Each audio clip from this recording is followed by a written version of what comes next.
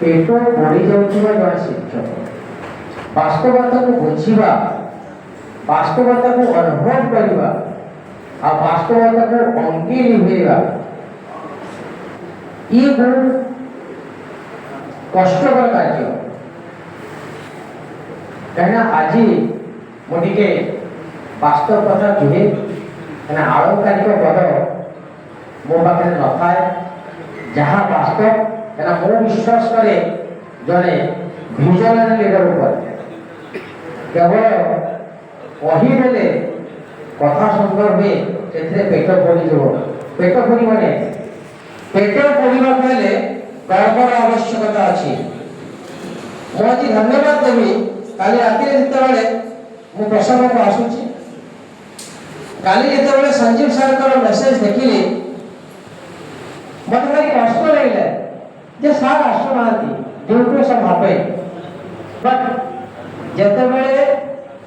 मु पहुंची सारा रास्ता देखिली व्हाट्सएप खोलिली जे संजीव सर आसुचंती तर संजीव सर को प्रथम हम ताली ही दो केते कष्ट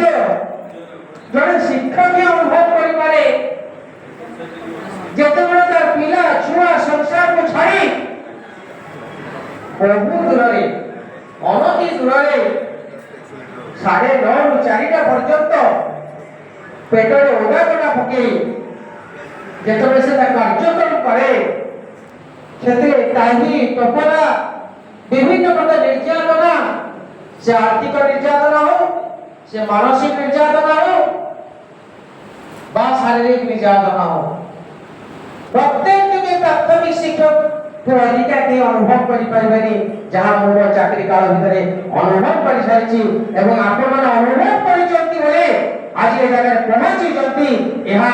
वास्तव सत्य हेते केलेवत संदेह नाही किंतु जब अनुभव करि देले जामको मिली जब ताहा भूल लगे सही दिन मिलिबो मो संगठन अपेक्षा संगठित रे अधिक विश्वास करे जेतबे में संगठित हे जीवा जेतबे वाइब्रेटर हे जीवा वाइब्रेशन क्रिएट करिवो आपण माने मोबाइल रे कथा होउछन आपण माने टेलीविजन देखुछंती ता भितरे काम करूछे तो ए वाइब्रेशन राज्य पर प्रत्येक ओडिसा रो प्रत्येक लेवल भी टीचर भाई मन को अनुरोध आपण माने वाइब्रेटर हे जातु निज भितर वाइब्रेशन के करतु एवं बाध्य करि दतु काहे कि ना ये सरकार लोकंकर सरकार ये सरकार मो सरकार ये सरकार प्राथमिक शिक्षक सरकार सरकार जानी जंती आज यदि ओडिसा रे सबुठु किए सबुठु यदि किए अवैध ताहले प्राथमिक शिक्षक लेवल बीए शिक्षक आपण विश्वास करिले मुने निरंतर सत्य कथा कहि आपण माने अनुभव करथिबे 10,000 रे केते जण नुवा सर्टिफिकेट केते जण नुवा सर्टिफिकेट करजोती निज पिला को भाई केते जण नुवा सर्टिफिकेट करथि देइजोती पढि न सकते काहे कि ना मु जेति दरमा पाए मो घर भड़ा मो सौदा मो ईएमआई रे सरी जाए वो पेट पड़िले तो अन्य कथा चिंता करिबो तथापि वो धन्यवाद दिए प्रत्येक के प्राथमिक शिक्षक भाई भन मान जे एते दुख थाइबी से माने एते सुंदर भाव रे पिला मान पढुचंती एते सुंदर भाव रे पिला मान को तैयारी करूचंती एते इनोवेटिव तक भीतर अछि ताहा बहुत दृश्यमान करछि एवं आज संस्कार पद्धति पर अनुभव कर सारिछ वो धन्यवाद देनी सरकार को जे सरकार बुझी सारिछथि किंतु हमको आउ पादे आगे जीवन पड़िबो से होछि संगठित उपाय रे सरकार कथारो हम दाबी वायरस को नहीं आसको पड़िबो तर प्रत्येक शिक्षक बंधु को और अनुरोध है जो मन आसी आज वाइब्रेशन क्रिएट करत काहे कि ना ଆମ ଚତୁଃପାର୍ଶ୍ୱରେ ବର୍ତ୍ତମାନ ଗୁଡ଼ାଏ ଲୋକ ଲାଗି ଯାଇଛନ୍ତି ଯେ ଇଏ ସାବଟ ପୁଅ, ତାକୁ କିଛି ନ ମିଳୁ, ତାକୁ କିଛି ନ ମିଳୁ, କେବଳ ଦରକାର ବେଳେ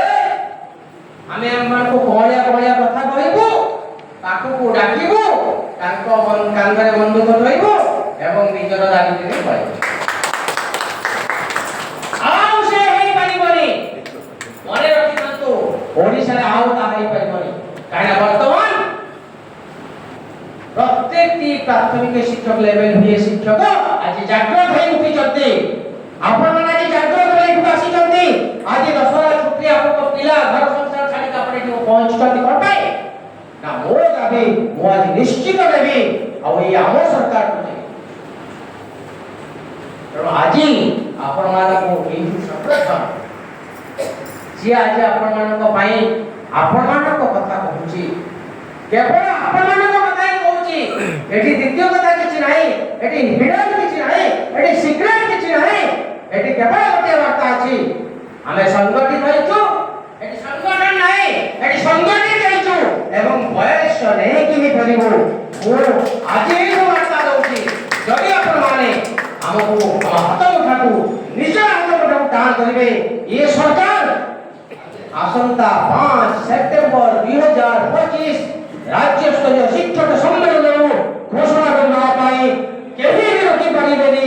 ଇଏ ହେଉଛି ମୋର ବାର୍ତ୍ତା। ତେଣୁ ଆପଣମାନେ ସଂଗଠିତ ହୁଅନ୍ତୁ, ନିଜକୁ ନିଜ ଭିତରେ ଆଉ ଥରେ ଜନ୍ମ ଦିଅନ୍ତୁ। କେହି ନାହିଁ ଯାହାର ତାର ମହାପୁରୁଷ ଅଛନ୍ତି, ଜଗନ୍ନାଥ ଅଛନ୍ତି, ସେ ବାର୍ତ୍ତା ଦେଇ ସାରିଛନ୍ତି। କେବଳ ଆମକୁ ସଂଗଠିତ ହେବାର ଅଛି, ଆମକୁ ନେବାର ଅଛି। ତେଣୁ ଗୋଟିଏ ବର୍ଷ ଆମେ ପରିଶ୍ରମ କରିବା, ଆମ ସରକାରକୁ ଆମର ଏଇ ଯେଉଁ ବହୁମୂଲ୍ୟ ଯେଉଁ ସମୟର ଡାକରାକୁ ଆମେ ନିଶ୍ଚିତ ଭାବରେ ନେବା। ଏଥିରେ ବିଳମ୍ବ ସନ୍ଦେହ ନାହିଁ।